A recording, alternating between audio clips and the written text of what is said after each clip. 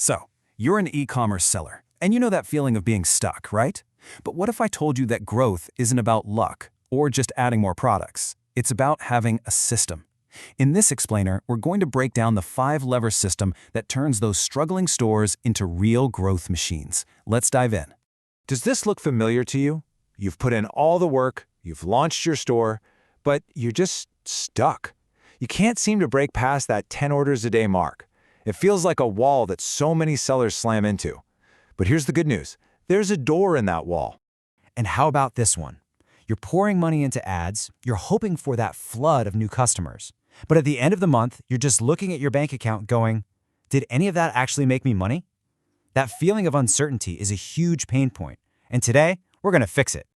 Now here's the crucial insight, the thing you really need to get. For most sellers, the problem isn't a bad product. The problem is you're treating your business like a complex engine, but you don't have the instruction manual. You don't get how all the parts work together. Well, today we're handing you that manual. So here's our roadmap. We'll start with the seller's dilemma. I'll introduce you to the 5-lever system. Then we'll break down how to attract, convert, and protect your profits. And finally, and this is the best part, we'll give you a 6-month action plan. Okay, so this is it, the 5-lever growth system. And honestly, this is the key to everything. You should think of this as the secret code to your business. Once you understand these 5 things and how they all connect, you can diagnose any problem and unlock some real, sustainable growth. And here are the 5 levers, in order. And the order is so important. It all starts with traffic, getting people to your page. Next up is conversion, turning those visitors into actual buyers. Then there's pricing, which decides if you're actually profitable. Then you have returns, which can quietly kill that profit. And only then, when those first 4 are solid, do you hit ads to amplify the whole system. Getting this sequence right is absolutely critical. This quote just nails the biggest mistakes so many sellers make. They jump straight to ads, right? But that's like pouring expensive fuel into an engine that's leaking oil and sputtering. It doesn't fix a thing, it just helps you burn through your cash way faster. You have to stabilize your engine before you hit the gas. All right, let's break down those first few levers. Attract and convert. This is all about the fundamentals. Getting people to your product page in the first place, and then actually convincing them to click that buy button. Let's kick things off with traffic. The formula here is pretty simple. It's your total impressions multiplied by your click-through rate, or CTR. But here's where it gets really powerful. Just look at the math. Let's say you get 10,000 impressions. If you can move your CTR from just 1% up to 3%, you've literally tripled your traffic from 100 to 300 clicks without changing your product or your price at all. That is serious leverage. But where does that traffic even come from? Get this. Over 80% of customers buy from the first 2 search pages. Let that sink in for a second.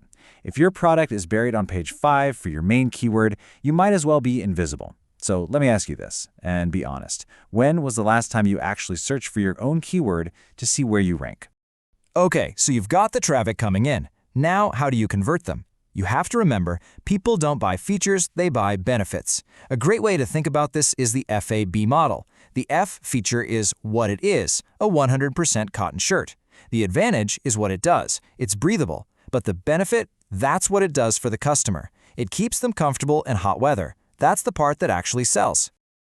Conversion is an emotional decision, and it's built on trust. Just look at the difference here. Would you buy a 3.9-star product if there was a 4.3-star option sitting right next to it? No way. That tiny difference in the rating number creates a massive gap in conversion rates because it instantly builds or destroys a customer's trust. And now for the pricing lever. This is the one where so many sellers lose money and don't even realize it. You see that selling price of $5.99 and you think you're doing okay. But then you subtract the product cost, the platform commission, your ad spend, and the impact of returns, and suddenly your real profit is only $109. If you don't know this number, your real, after-everything profit for every single product, you're not running a business, you're just gambling.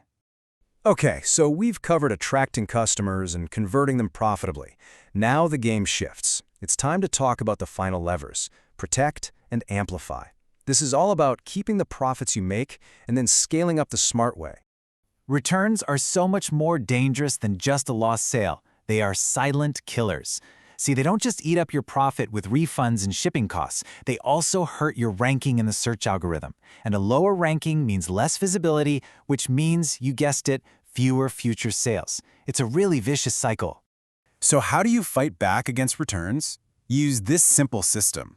Treat your negative reviews like free consulting. Seriously, download the last 30 of them, group them into categories. Is everyone talking about sizing, the color, quality?